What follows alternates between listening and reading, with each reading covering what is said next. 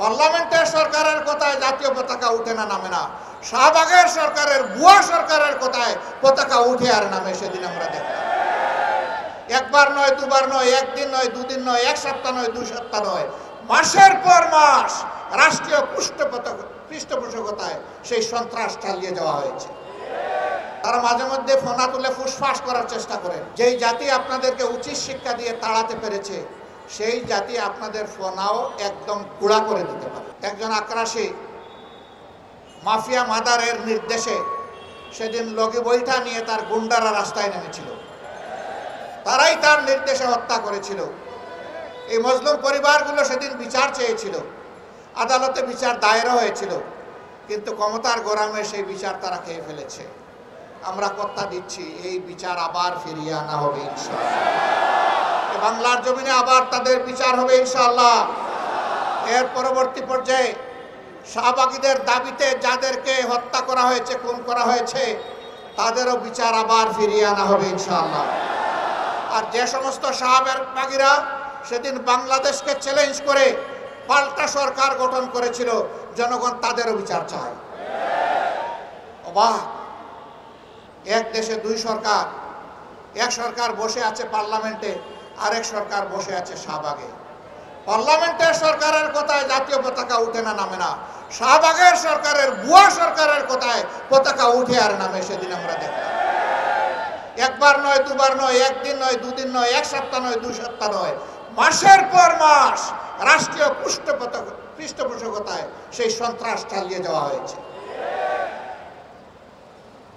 বাংলাদেশ, তুমি সাক্ষী, বিশ্ব তুমি সাক্ষী। আমরা অন্যায়ের কাছে মাথা নত করিনি, আমরা অন্যায়ের কাছে মাথা নত করব না ইনশাআল্লাহ। আমরা প্রিয় দেশের স্বাধীনতা, সার্বভৌমত্ব কোনো আগ্রাসী, কোনো হেজিমনিস্টদের কাছে আমরা বিক্রি করব না, করতে দিব না ইনশাআল্লাহ। যারা বিক্রি করেছিল আজকে তারা পালিয়ে গিয়ে ওখানেই আশ্রয় নিয়েছে। তারা এই দেশকে নিজের দেশ মনে করতো না, কারণ এই দেশে তাদের বাচ্চা কাচ্চা বসবাস করতো না। তাদের বাচ্চা কাচ্চাকে নীরবে অন্য দেশে পাঠিয়ে দিয়ে এই দেশকে তারা সন্ত্রাস কবলিত করে ত্রাসের মাধ্যমে এই দেশকে তারা শোষণ করেছিল।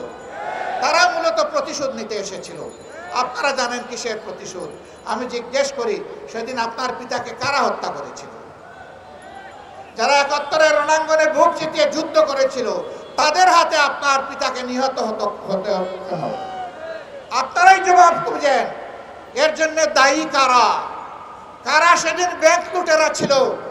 কারা সেদিন নব্য সৃষ্টি হওয়া বাংলাদেশকে তলাবিহীন জুড়িতে পরিণত করেছিল? কাদের নেতা বলেছিল?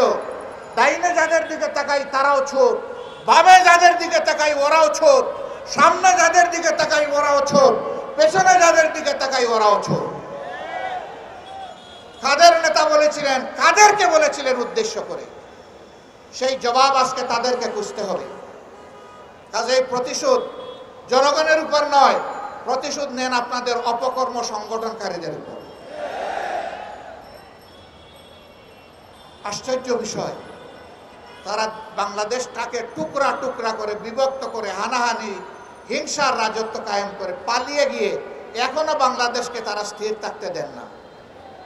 তারা মাঝে মধ্যে ফোনা তুলে ফুসফাস করার চেষ্টা করেন। যেই জাতি আপনাদেরকে উচিত শিক্ষা দিয়ে তাড়াতে পেরেছে, সেই জাতি আপনাদের ফোনাও একদম গুঁড়া করে দিতে পারে। এটা মনে রাখবেন। এই দেশে যোদ্ধা 2 লাখ 4 লাখ নয়, এই দেশে যোদ্ধা মিনিমাম 10 কোটি। এই 10 কোটি যোদ্ধার 20 কোটি হাত সদা প্রস্তুত যে কোনো ষড়যন্ত্র রুখে দেওয়ার জন্য।